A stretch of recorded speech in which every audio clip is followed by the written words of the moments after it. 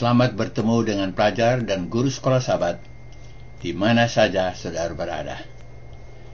Tayangan ini membahas pelajaran sekolah Sabat yang keempat dengan judul Pelajaran dari para calon murid. Diskusi berikut menggunakan pendekatan pemecahan masalah atau problem solving. Pertanyaan-pertanyaan diajukan untuk dibahas jawabannya. Mari kita baca Matius pasal 8 ayat 19 dan ayat 20. Lalu datanglah seorang ahli Taurat dan berkata kepadanya, "Guru, aku akan mengikut engkau kemana saja engkau pergi." Yesus berkata kepadanya, "Serigala mempunyai liang, dan burung mempunyai sarang, tetapi anak manusia tidak mempunyai tempat untuk meletakkan kepalanya." Pertanyaan: mengapa jawaban bagi seorang yang mau mengikutinya kemana saja ia pergi, Yesus mengambil contoh serigala dan burung? Apa yang mau ditekankan Yesus dengan jawabannya? Setiap orang yang hendak mengikut Yesus harus mengetahui sebelumnya bahwa ia tidak mempunyai tempat untuk meletakkan kepalanya. Setiap pengikutnya harus menyadari dari permulaan bahwa ia jangan harapkan suatu perjalanan hidup yang penuh dengan kesenangan, tetapi rela memikul salib dan minum dari cawannya. Bukankah demikian jawabannya kepada Yohanes dan Yakobus yang ingin duduk mendampinginya dalam kerajaannya?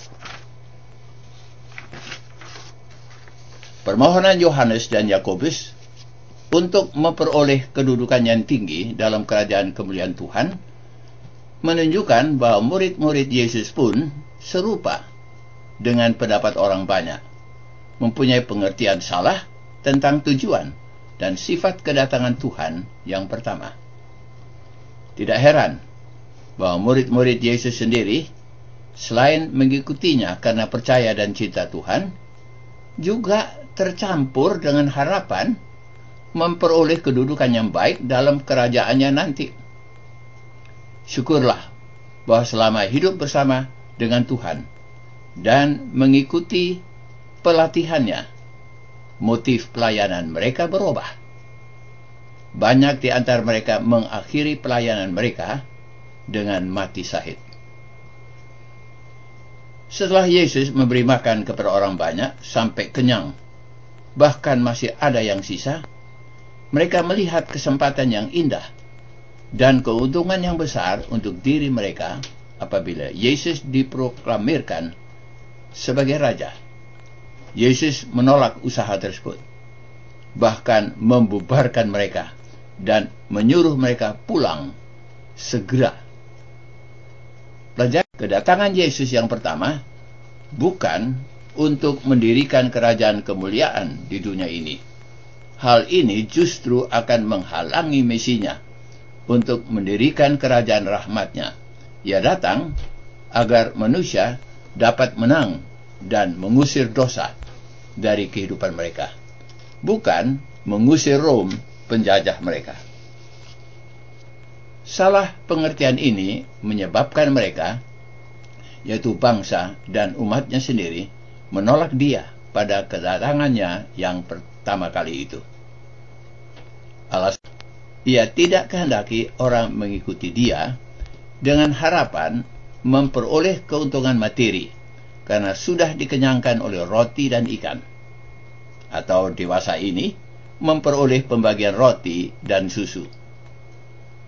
Hal ini kemudian nyata ketika banyak orang meninggalkan dia setelah mereka menyadari bahwa yang Tuhan sesungguhnya tawarkan adalah roti rohani atau hidup kekal. Mentalitas mereka adalah dunia sekarang ini, this worldly, dan bukan dunia yang akan datang atau otherworldly. Mari kita baca ayat 21 dan 22. Seorang lain, yaitu salah seorang muridnya, berkata kepadanya, Tuhan, izinkan aku pergi dahulu menguburkan ayahku. Pertanyaan, bukankah alasan itu layak bagi seorang anak menguburkan orang tuanya? Mengapakah jawaban Tuhan seakan-akan tidak mengindahkan kebiasaan yang baik itu?